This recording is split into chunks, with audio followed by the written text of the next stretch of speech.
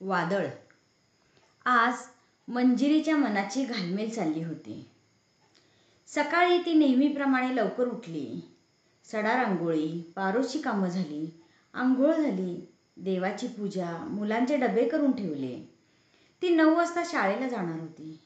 सासू सासऱ्यांचं आवरलं. सगळा स्वयंपाक झाला. नवऱ्याचा डबा लवकर भरून दिला. पण आज कामात तिचे लक्ष नव्हते. यंत्रवत ती काम करत होती. आज कुणी काही विचारलं तरी तेवढेच हो किंवा नाही एवढेच उत्तर देत होती. हा बदल सासू सासऱ्यांना देखील जाणवला. त्यांनी विचारलं, मंजिरी, तुला काय झालंय? तुझ्या बोलण्याने, हसण्याने घर कसं भरून जातं. सकाळपासून बोलत नाहीस. काय झाले बाळा तुला? सासूने विचारले. मंजिरीच्या डोळ्यात टचकन पाणी आले.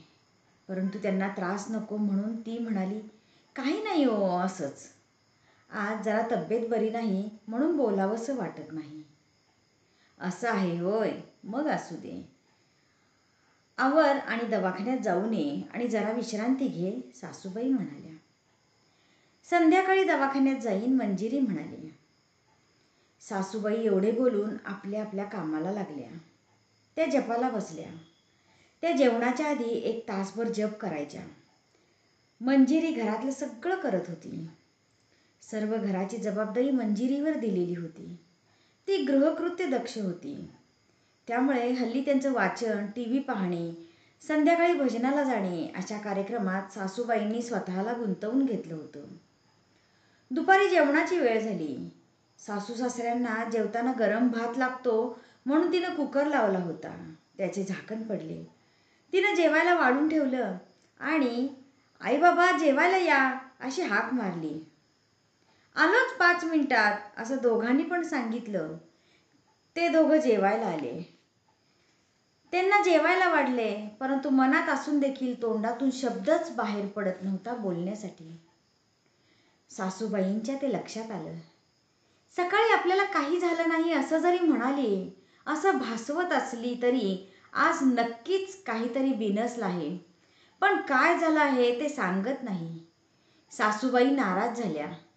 दोघीही मायलेकींसारखे प्रेम करीत होत्या एकमेकींवर. परंतु सासूबाईंनी तिला थोडा वेळ द्यायचे ठरविले. असेल नवरा बायकोचं काहीतरी, बघूया. खरी गरज वाटेल त्यावेळी सांगेल आणि जर नाही सांगितलं तर आपण स्वतःहून बोलू तिच्याशी आणि महेशशी, असे त्यांनी ठरविले आणि त्या मुकाट्याने जेवल्या. दोघेही वामकुक्षीसाठी आपल्या खोलीत गेले. पण जाताना सासूबाई खूप प्रेमाने सांगून गेल्या. म्हणाल्या, आता तू जेवून घे. जास्त उशीर करू नकोस. मंजिरी हो म्हणाली. मंजिरी जेवायला बसली. कसे तरी 2 घास पोटात ढकलले. टेबल आवरून ठेवलं. संध्याकाळसाठी दही लावलं व आपल्या खोलीत निघून गेली. तिने बराच वेळ झोपायचा प्रयत्न केला, पण झोप येईना. मनात सारखा विचार येत होता, काल मला रीमा जे बोलली ते खरं असेल का? आणि जर खरं असेल तर महेशने असं का करावं? त्यांच्या संसारात मी कुठं कमी पडले म्हणून त्यांची मैत्री झाली? स्त्रियांना नवऱ्यात वाटेकरी कोणी नको असतो. तो तिच्या संसाराचा पराभव असतो. मला असा प्रपंच नाही करायचा. माझा महेशवर विश्वास आहे, परंतु काय सांगावे? अजाणतेपणी काही घडलं असेल तर? नको ते प्रश्न आणि नको ती उत्तरं तिच्या मनात घर करू लागली. विचार करून करून थकल्यानंतर तिला थोडीशी डुलकी लागली. 4 वाजले. परत ती उठली. मनाला कितीही त्रास झाला तरी काम करायचं होतं. ते मी नाही केलं तर कोण करणार? आईंना तर आता काम होतंय का? तिने चहा केला. तिघांनी चहा घेतला आणि परत संध्याकाळच्या कामाला सुरुवात झाली. 6 वाजता मुलं शाळेतून आली. त्यांना खायला करून दिल्यावर चहा दिला. नंतर रात्री 8 वाजता महेश आला. आल्यावर तिने चेहऱ्यावर काही दाखवलं नसलं तरी इतक्या वर्षाचे दोघांचे संबंध होते. एकत्र इतकी वर्षे दोघांनी काढली होती. तिने कितीही लपवायचा प्रयत्न केला तरी मंजिरी आज दुःखी आहे हे महेशनं बरोबर ओळखलं.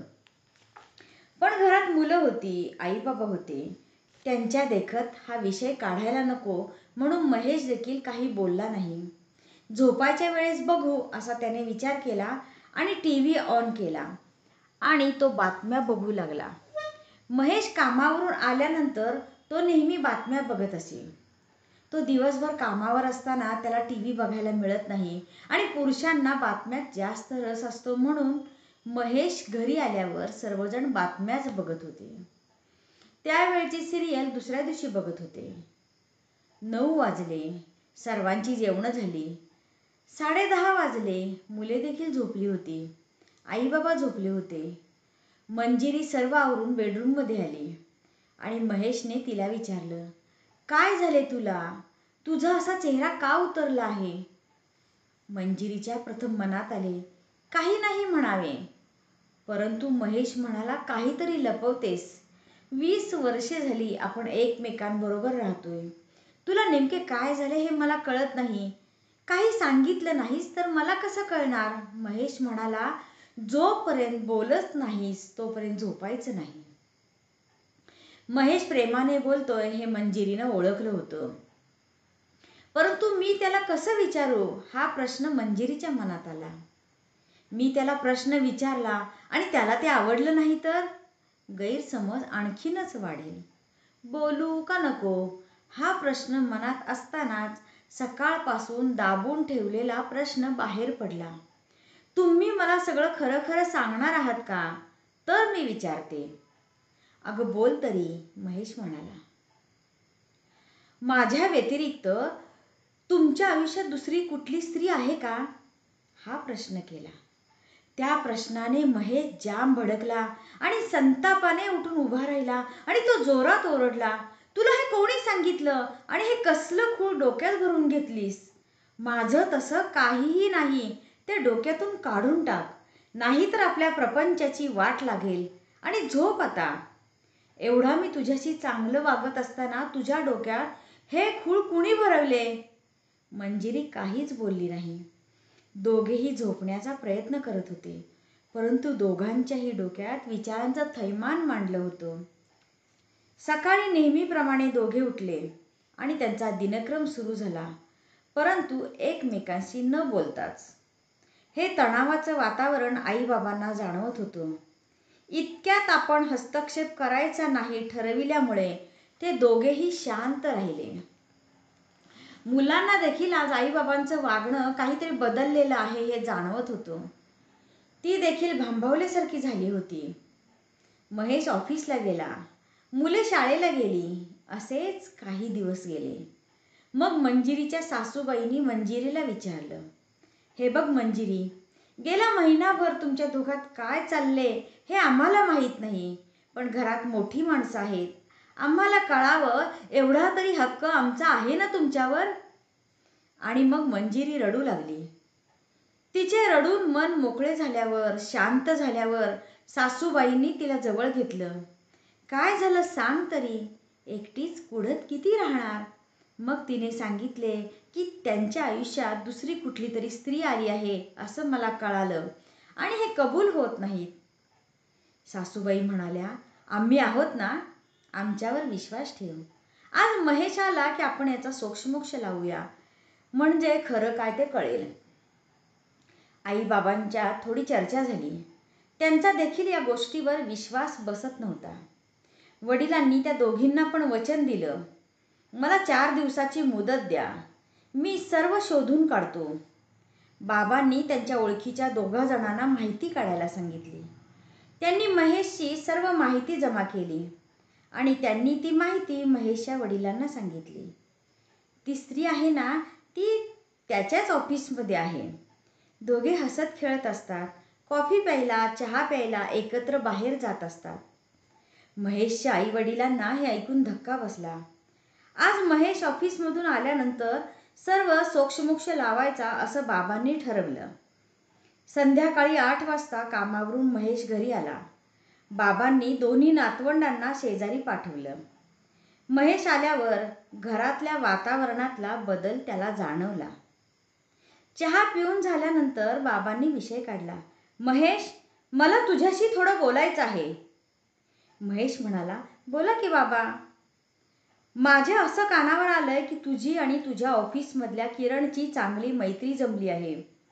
तुम्ही बाहेर कॅन्टीनमध्ये जाता, गप्पा मारता, कधीतरी फिरायलाही जाता, जेवायला जाता. ही काय भानगड आहे याचा मला सर्व खुलासा हवाय.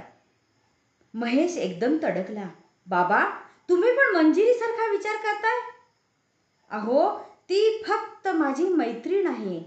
तिच्याकडे थोडेसे प्रॉब्लेम होते, ते ती माझ्याशी शेअर करत होती आणि मला जमेल तसा मी तिला मदत करत होतो.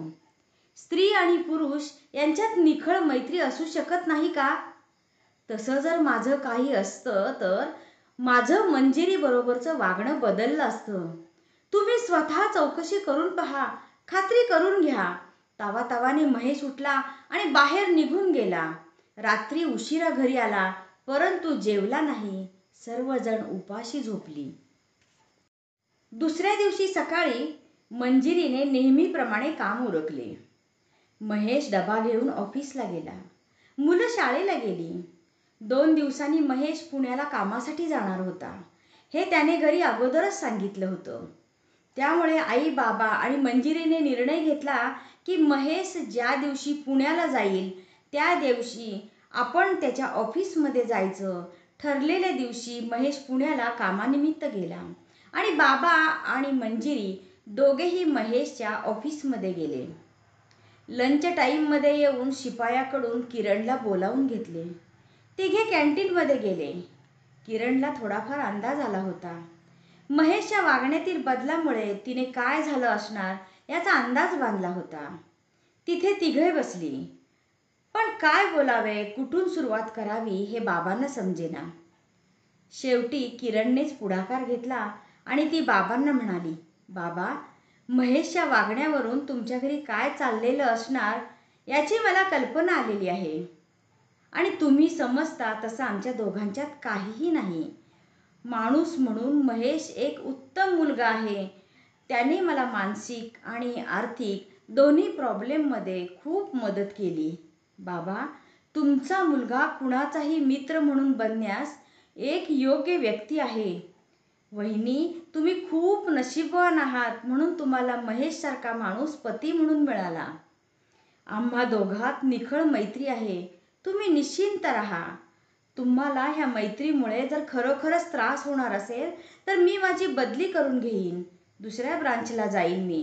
पण सगळे मनातून काढून टाका. मी देखील एक स्त्री आहे.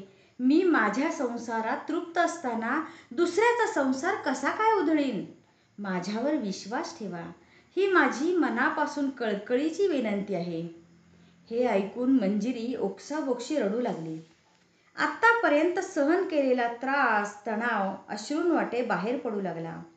मनसोक्त रडून झाल्यावर किरण तिच्याजवळ गेली. तिच्या पाठीवरून हात फिरवला आणि म्हणाली, वहिनी, आता शांतपणे घरी जावा आणि परत नवीन आयुष्याला सुरुवात करा.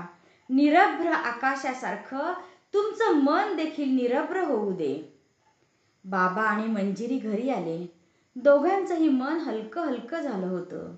परंतु घरी मात्र आईच्या जीवात जीव नव्हता. ती दोघं आल्यानंतर आपल्याला काय ऐकायला मिळेल असं त्या आईला वाटत होतं. ती दोघं घरी आल्या आल्या तिने विचारले, अगोदर काय आहे ते मला सांगा. माझ्या जीवात जीव नाही. बाबा म्हणाले, काही काळजी करू नको. सुतावरून स्वर्ग गाठला गेला. महेश आणि त्या किरणमध्ये फक्त मैत्री आहे हे सिद्ध झाले. तू देखील मनातून सगळं काढून टाक. पुढे 2 दिवसांनी महेश घरी आला. त्याला यायला रात्रीचे 10 वाजले होते. तो बाहेरच जेवून आला होता. बेडरूममध्ये महेश आल्यानंतर प्रथम मंजिरी खूप रडली आणि म्हणाली, माझी चुकी झाली. मी तुमच्यावर संशय घेतला. तुम्ही चांगले असताना सुद्धा माझ्या मनात असं कसं आलं? इतक्या वर्षाचा माझा विश्वास डगमगला गेला. मला तुमच्याबद्दल खात्री का नाही वाटली? मी चुकले. मला माफ करा. महेश म्हणाला, मंजिरी, आता तरी तुझं समाधान झालं ना? मनातली खळबळ संपली ना? मग बस झालं. आपण दोघांनी जे 20 वर्षात एकमेकांवर निरपेक्ष प्रेम केलं त्या प्रेमावर आपला विश्वास असायला पाहिजे. कुठलीही व्यक्ती येते आणि काहीतरी सांगून जाते आणि त्यानं आपल्या जोडीदारावर अविश्वास दाखवतो. हे किती चुकीचं आहे. हाच आता. आणि मंजिरी खुदकन हसली. गैरसमजाचा शेवट मंजिरीच्या छानशा हास्यात झाला.